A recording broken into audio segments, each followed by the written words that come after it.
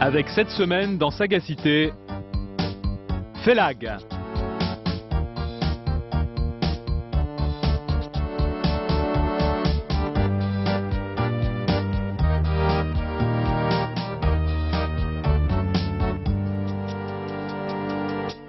Au sommaire de Sagacité, la société algérienne vue par l'humoriste Félag, reportage de Nathalie Dolé et Gilles Balbastre. Actu avec la ministre de la Jeunesse et des Sports, Marie-Georges Buffet.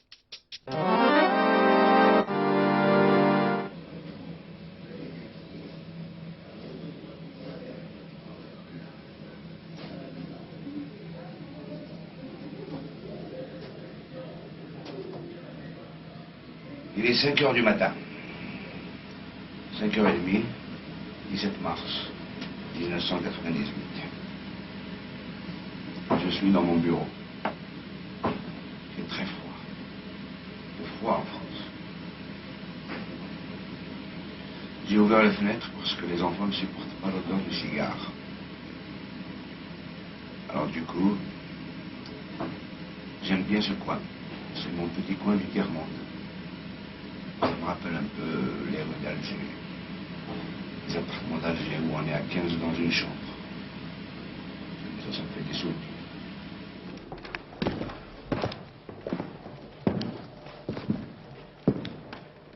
Elle est superbe cette salle. Elle est belle, hein? L'humour comme arme suprême contre toutes les dictatures, tous les intégrismes. À 48 ans, le comédien algérien Mohamed Félag est devenu l'un des porte-drapeaux des artistes engagés. En exil à Paris depuis 1995, il joue tous les soirs à la Villette un one-man show interprété pour la première fois en français, Jurassic Bled.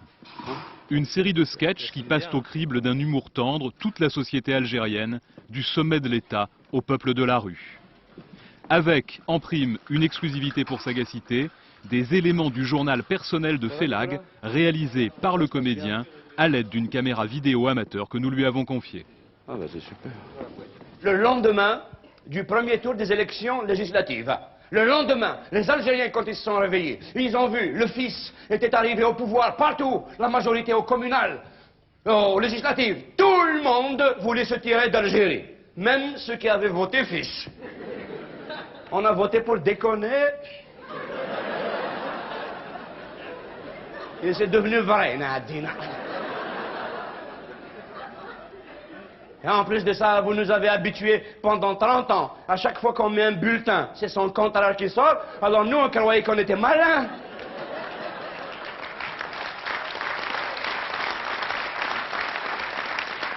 Je crois que le rire se développe beaucoup dans les pays qui souffrent.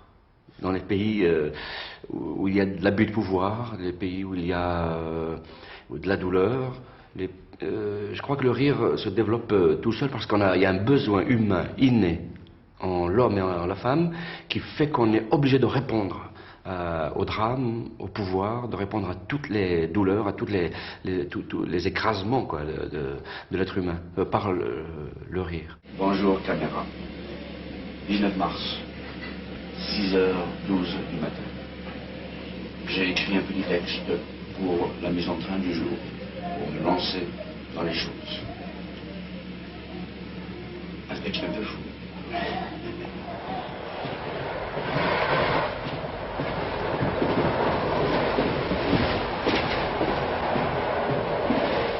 Et les gens sont peinés de me voir partir, mais d'un autre côté, ils sont soulagés de me voir partir également. D'autant plus que c'est souvent les gens qui me disaient de partir. Ne reste pas là, mais sauve ta vie, va-t'en, va ailleurs, mais tu nous reviendras un jour et puis on veut te savoir vivant. Quand je pense à moi-même comme ça, l'image, je crois, qui me revient le plus souvent, c'est Félag avec une valise. Ça fait 40 ans que je suis avec une valise, quoi. Tout le temps avec des sacs, des valises, les trains, les avions, les bateaux, les bus, à pied, l'autostop. Et ça, je crois que c'est le destin aussi de des gens de ma génération dans mon pays. Donc il y a eu la guerre quand on était petit, donc on s'est enfui avec les valises tout petits pour aller se cacher ailleurs. Puis après c'est l'indépendance, on revient là où on était. Puis après on va ailleurs. Puis il y a le toutes les années difficiles sous l'époque de Boumedienne, où il y avait l'époque stalinienne un peu de l'Algérie, donc où on ne pouvait pas travailler, puis on était obligé de partir ailleurs, faire des études à l'étranger, revenir, puis après harcelé parfois aussi par l'administration ou par l'État, donc on était obligé de repartir de nouveau, plus les tournées de théâtre, puisque nous sommes des gens du voyage. Aujourd'hui on voyage dans un TGV, mais Molière le faisait sur des chariots et d'autres dans des bus ou dans les trains. Et donc le voyage continue, c'est le voyage des artistes qui vont vers les gens, qui vont partout ailleurs. Et quelque part on n'a pas de patrie, notre patrie c'est les bus, les trains, les avions et les bourricots. J'aurais voulu être un Boris Vian qui traînerait dans Alger, mais Alger paisible, et qui se promènerait dans les rues, dans les cafés, dans les marchés, sentir l'odeur des sardines, l'odeur des ruelles de la Casbah, et écrire des petites histoires amusantes sur le bonheur des gens, sur leur malheur, et puis le soir aller chanter du charbi dans un café, après avoir jeté tous les tabous dans une poubelle. Non mais je vais dire quelque chose qui est intéressant quand on parlait du langage avant là. Je connais très bien Ahmed Diaz du Lin. Oui, Maurice, vous avez été dans votre école d'art dramatique en Algérie pendant combien de temps? De 65 à 76, 77. Et Félag, il était de quelle promo? 69. La deuxième promotion d'école. Hein. 68, 72, oui. Le problème intéressant, c'est que au niveau de la formation, il fallait se reposer le problème de l'existence d'une école nationale d'art dramatique, là où il n'y a eu que conservatoire. C'est-à-dire qu'il y avait une reproduction de la culture française, une adaptation plus ou moins algérianisée. Hein, avec un petit peu d'effet sur l'accent, sur la langue, mais le théâtre était le même. Et donc là, c'était de faire des gens dans l'école qui ne soient pas du conservatoire, mais qui découvrent le modèle culturel, qu'ils aillent le chercher là où il existe, qu'ils examinent les conflits et qu'ils arrivent à les projeter sous forme de la représentation. Nous, on est dans une société communautaire, donc tribale, où il n'y a que le collectif, le groupe. Donc c'était le début de la construction de l'individu. Oui, c'est ça. Et donc un individu libre qui dit je, comme Maurice. Qui adhère à son groupe et qui prend ce qu'il a. Donc il y a comme un schisme, comme une bataille, la construction d'un homme nouveau en fait. Ouais, d'un homme moderne, nouveau, qui échappe à la tribu et qui peut dire je en tant qu'individu et de faire des propositions individuelles qui ne sont pas qui ne rentrent pas nécessairement ou obligatoirement dans le discours collectif ou le discours venu d'en haut. Mais là, on en est à une interruption et à une régression totale par rapport à ça. Oui, parce que les gens essaient de nous remettre dans la tribu et donc dans le système du moutonnage, je sais pas, les moutons. Parce que l'individu peut devenir un danger à partir du moment où il a une pensée libre et un regard sur la société, qui n'est pas le regard arrêté, éternel et obéissant et cloné. La censure, elle a fait des ravages dans notre télévision algérienne, unique et nationale. Comme disait la pub, la chaîne qui vous enchaîne. Il y a 3 formes de censure à la télévision algérienne. Il y a la censure politique, la censure morale et l'autocensure. Celle-là, on n'en parle pas, c'est privé, c'est chacun marre. La censure politique, c'est très simple. À chaque fois qu'il y a des événements politiques graves dans le pays, à la télévision, on nous passe des documentaires sur les animaux. Et comme il y a beaucoup de problèmes politiques graves, Jacques-Yves Cousteau est devenu la star nationale. Toute la journée, les poissons, les hôtes. Je me souviens, pendant les événements du 5 octobre 88, 600 morts, toute la journée dans les rues, au secours, maman. Et les gens, ils couraient à la maison, ils se mettaient devant la télé pour regarder les infos, et toute la journée à la télé, toute la nuit, ce poisson qui vit au fond des eaux et qui se nourrit de plancton. Les Algériens sont devenus tous des ingénieurs en plancton. Mais les Algériens, comme ils sont malins, ils sont intelligents, ils sont vicieux, ils ont fini par décoder les animaux. Moi, je me souviens, à la fin des années 70, ils nous ont montré un documentaire sur un troupeau d'éléphants.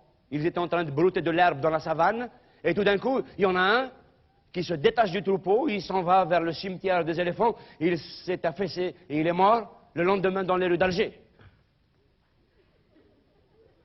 Héros. Et mon frère. Boumediene est mort.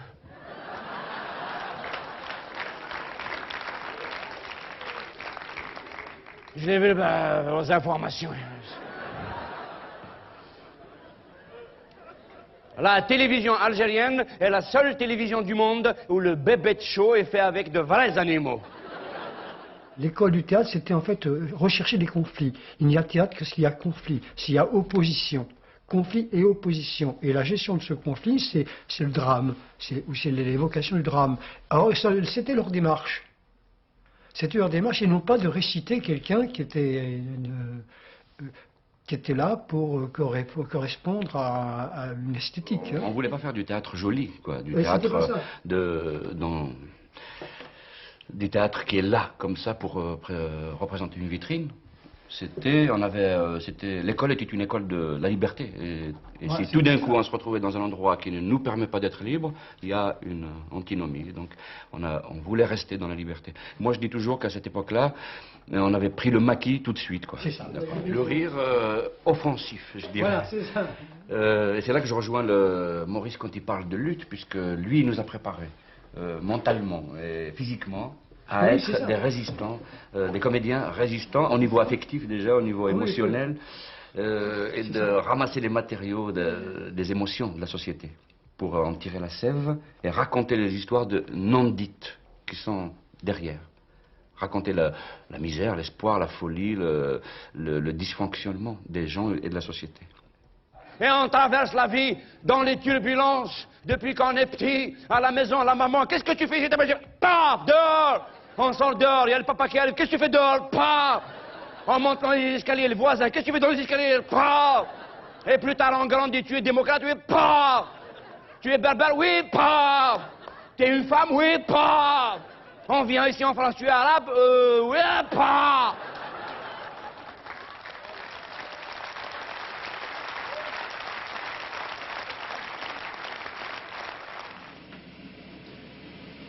De la paperasse partout. Il y en a plein là. Des amendes, des impôts, télécom, EDF, GDF, les allocations familiales, la sécurité sociale, les ASTIC, la MPE, la voiture, l'électricité. Il y a des factures partout, il y a des dossiers partout. Plein. Je suis toujours en retard par rapport au paiement.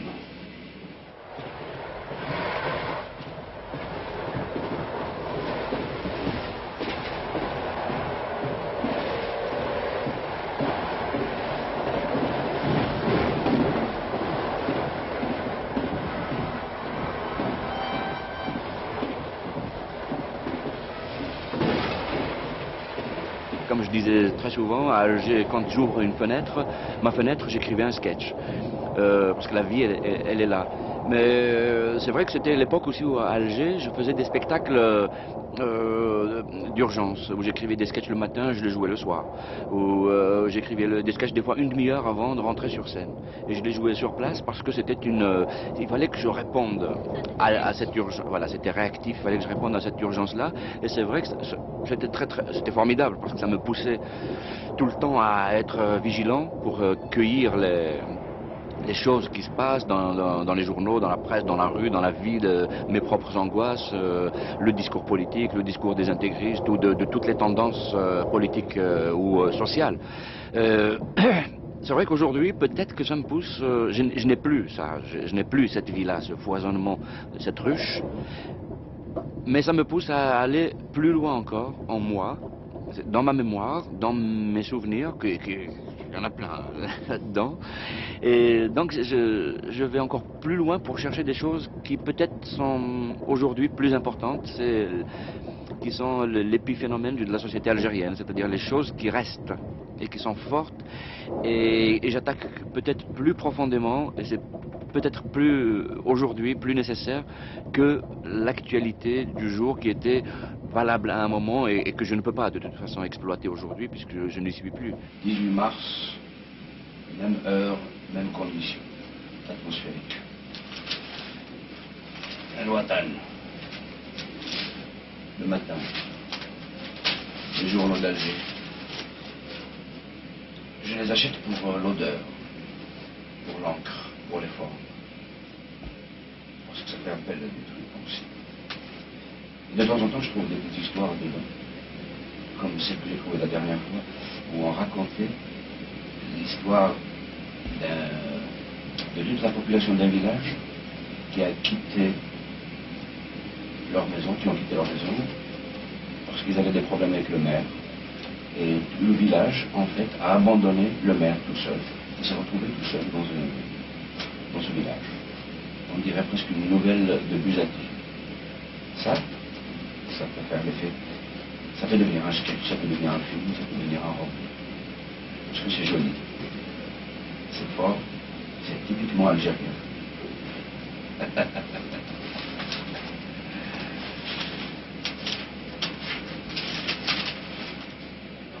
Avec le printemps du rire, comme ça. Ouais. Voilà.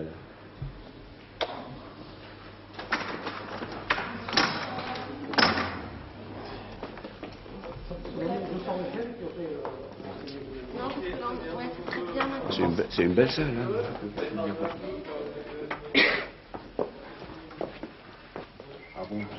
Tout ce qui lui faisait le plus mal, c'était les problèmes... Comment on les appelle en français déjà, j'ai oublié. Les problèmes... j'ai un trou. Je crois qu'on dit... comment on dit les problèmes là? Les problèmes textuels. Ou sexuels, ou je sais pas comment on dit. Depuis le temps que je n'ai pas pratiqué, j'ai oublié ce mot. Et comme vous le savez, les mots disparaissent avec la disparition de la fonction. Je ne pouvais même pas vérifier le dictionnaire, d'ailleurs ce matin en venant d'Alger, pour vous dire ce mot-là, comment il se dit vraiment en français. Parce que chez nous, en Algérie, les dictionnaires, quand ils rentrent dans le pays, à la douane, il y a un service de censure, ils arrachent toutes les pages où ces mots-là sont écrits.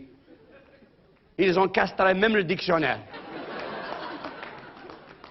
Ils enlèvent même les photos là, du corps humain, là, les planches anatomiques où on montre les muscles et tout ça, les nerfs et tout ça là. Enlève-moi ça, enlève. Bap. Ces occidentaux là, ils ont pas honte. Voilà, ils ont pas honte. Ça leur suffit pas qu'ils soient nus, ils lui ont enlevé même la peau. Hein. Même la photo du squelette, là, le dessin du squelette dans le dictionnaire, arrache, jette-moi ça. On sait jamais. Les Algériens, ils ont beaucoup d'imagination. Hein. Je n'ai jamais écrit quelque chose qui est destiné à faire rire uniquement pour faire rire.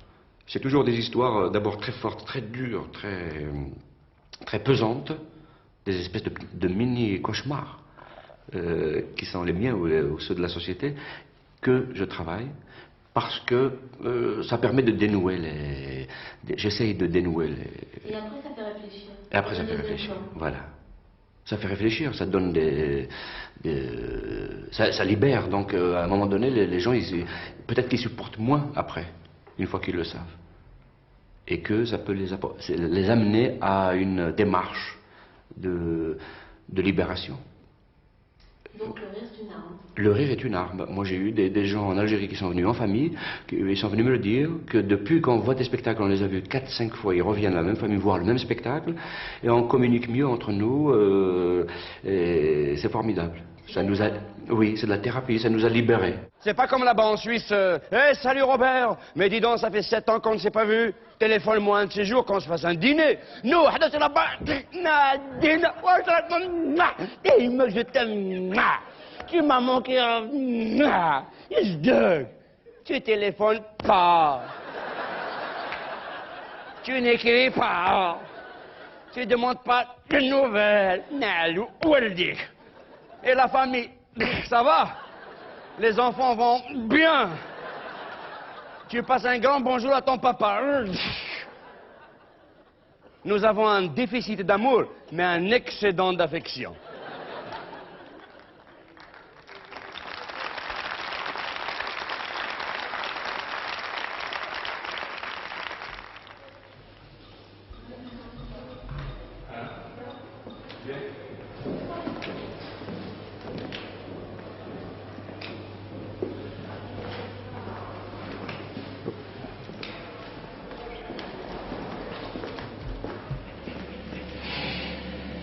On a voulu faire de nous des clones résignés de la pensée unique, et nous sommes devenus des clowns agités de la pensée multiple.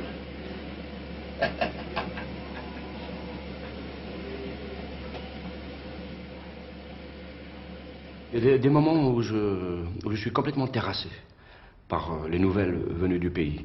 Complètement. Et je réagis effectivement comme ça, en me disant mais tout ça ne sert à rien, c'est foutu, j'en ai marre, j'arrête tout.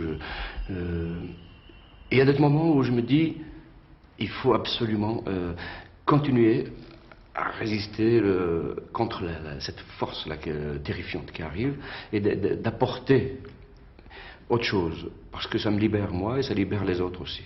Des gens dans la rue souvent me disent c'est maintenant qu'on a besoin de toi. Quand quelqu'un me dit ça dans la rue, tout d'un coup ça me reprend et j'ai envie de continuer, mais avec un grand plaisir.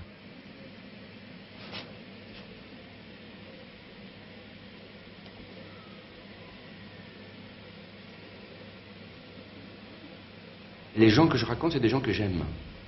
Et c'est des gens à qui je rends hommage aussi, même quand ils sont dans leurs défauts. Et donc je les fais vivre, comme si je continuais à les faire vivre, parce que peut-être que quelques-uns d'entre eux sont morts aujourd'hui, et que peut-être que moi je continue à les faire vivre aujourd'hui à travers leurs histoires et à travers leur beauté et leur folie. Et continuer à être là, et c'est ça qui m'encourage. C'est l'amour des gens.